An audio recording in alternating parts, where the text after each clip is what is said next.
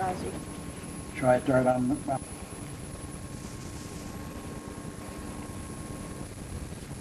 Good evening. My name is Joe Glass. Jenna Glass is my granddaughter. I live in CRESSON, and I was a World War veteran plus a Korean War veteran.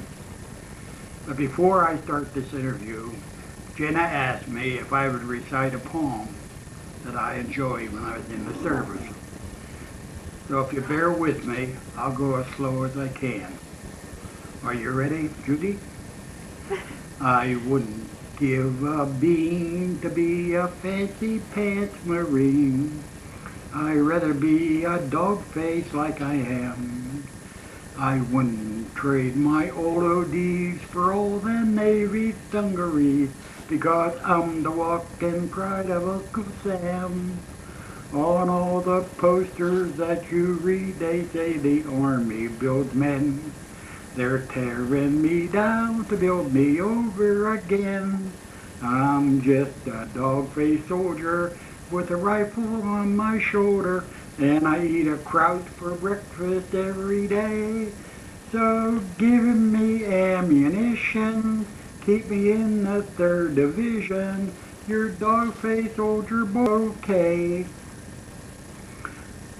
Now, Jenna has asked me several questions here, and I'll go right down and I'll answer them. Her first question was, which war did you serve in? I told you, I served in World War II and the Korean War. What branch of the service did you serve in? I was in the infantry, a rifleman, a machine gun man, a mortarman, and finally a lieutenant in the platoon leader. First one. Can you tell me what your most memorial experience? I can. My biggest experience when I shot my first German. We were unattacked, and all of a sudden we were pinned down by machine gun fire. And my company commander said, "Up there, go get that man at machine gun." So we crawled up real close, and we threw hand grenades in the machine gun pit. All of a sudden, one guy started to run, and he started to run. I took my rifle and I shot him, and that was my first one I ever shot. And I went up to make sure he was dead, and I started to cry because I never shot anybody in my life. Okay, question number 4. Were you awarded any medals or citations? How did you get them? Well, I was a very, very fortunate man. I was awarded 16 medals and citations. The biggest one being the Silver Star for gallantry in action. I was also awarded 3 Purple Hearts. I was also awarded a medal for each campaign, which I had in World War II, and I participated in 6 campaigns, including the Bulge. And I went as far as 13 miles from Berlin, Germany. And General Eisenhower stopped our troops, American troops, and let the Russians go into Berlin first. After we struggled the whole way across France into Germany and worked our way towards Berlin, we could stop 13 miles short. Now the next question was, how did you stay in touch with your family? Well, every night we stopped. We fought during the day, usually every night. You stop fighting, dig in, protect the ground you're taking during the day. And I'd always dig my foxhole, and I climb down on my foxhole, and I light a candle or a flashlight, and I'd write a letter to my mother daily. I never missed a letter to my mother daily. And after I got married in the Korean War, I wrote a letter to my wife daily. Never missing a day. And the next question was, what was the food like? Well, in the Army, they had a beautiful food schedule. Take 2 meals a day, very good. But you went overseas, you got a K ration and a C ration. The C ration was usually for breakfast, and they'd give you a can of sausage, a piece of cheese, and a piece of bread in cans. You'd heat them and eat them. In the supper time, they always gave you a K ration, which had a a chocolate bar, a can of food, a little slice of cheese, and 3 cigarettes, and which is very enjoyable. What was the food like? Well, when you're hungry, all food is good, right? Next question was, how did people entertain themselves? In the service, you didn't have no time to entertain yourself. When you went in at night and you got in your foxhole, you wrote your a letter to your parents, then you had to clean your weapon, make sure it was ready to fire. The next morning you went out.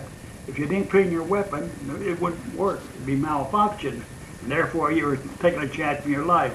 So that's how you entertained yourself, by cleaning your weapon, taking off your sock or your shoes, taking your wet socks off, it's sweated all day.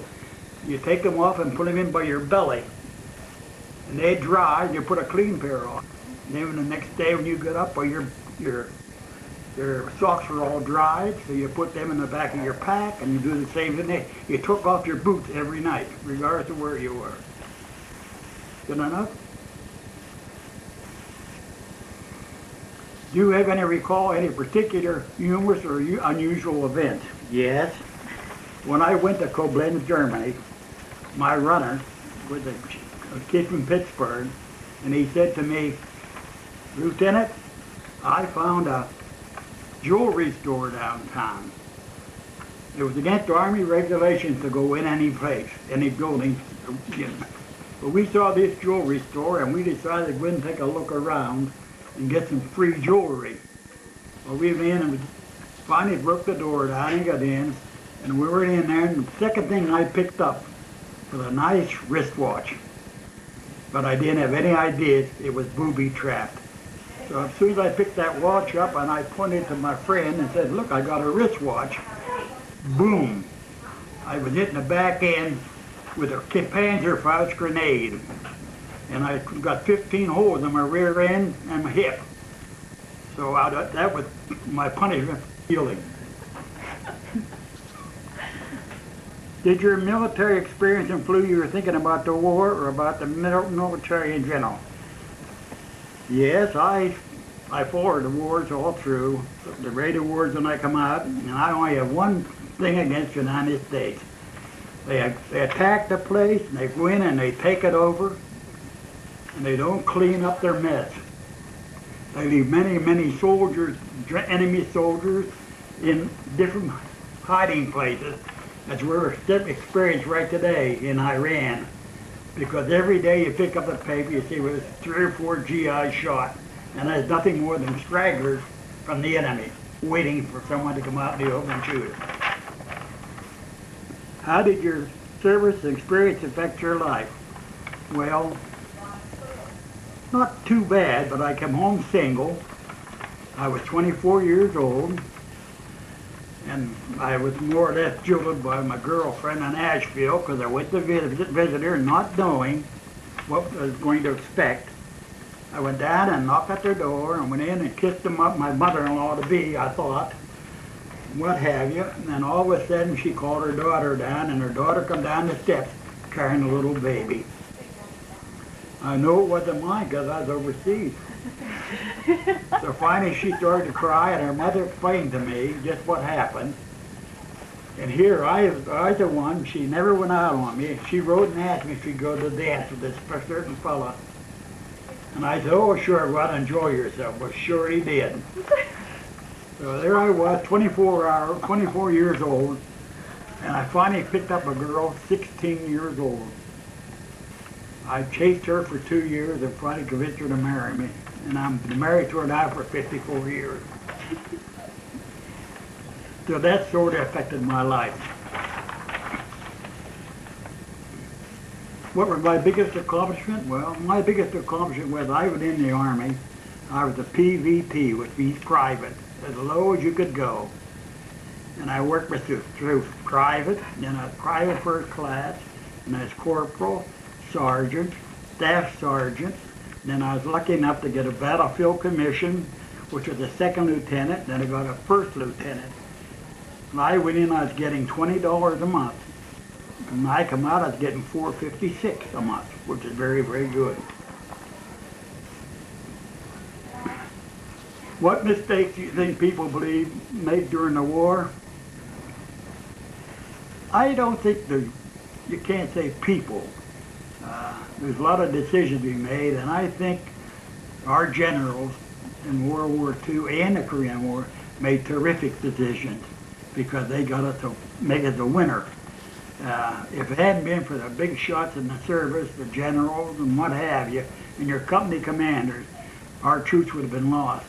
But we learned how to protect ourselves and how to fight the enemy. And I give all the credit to the big shots in the Army. What were your living conditions like? Well, as I said, when you're in the front lines, every night you walk through the fields during the day, protecting yourself and trying to kill the enemy. And at night, you had to stop and you dig a foxhole and crawl in it. And your foxhole was usually 4 foot deep. You sit down in that foxhole all night and you have a flashlight, or you take a right letter to your parents. And it was awful cold in those foxholes. Believe me, when you dig down on the ground and live in the ground at night like a groundhog, but you dig this hole and then you put a roof on top of it by going cutting a tree down and putting the logs off the trees, and then cover up with leaves for camouflage. But you could never light it. You could never show any lights because the enemy could see that and they'd shell you. So if you want to light a cigarette, you put it under a blanket and lit your cigarette. You write a letter and you take a flashlight and have a blanket over your head, writing a letter to your parents. And that's what I did. I lived that way, and I was very lucky. Do you attend every reunion? Yes, I attend company reunions every 2-3 years. This year it's in Valley Forge, Pennsylvania. And I've been to about 7 or 8. Our company capacity was 182 men. As of the last reunion I went to, there's only 28 of us left. So a lot of them died during the war, a lot of them died after the war, but there's 28 of us left to this date. I'll say the service I was in, I went in as an enlisted man, worked hard and kept going forward. I finally got to advance to an officer. Once I got to be an officer, I was very proud of myself and I was proud of my family. I worked real hard and I came home from the service and I got jilted and then I got married. And after I got married, about 8 months, I was called back into the service. I went back over in the service and I trained troops down in Kentucky to go overseas, and all of a sudden I got called up from my company, my regimental commander, and he said, I want you to take the company you're training for 7 years.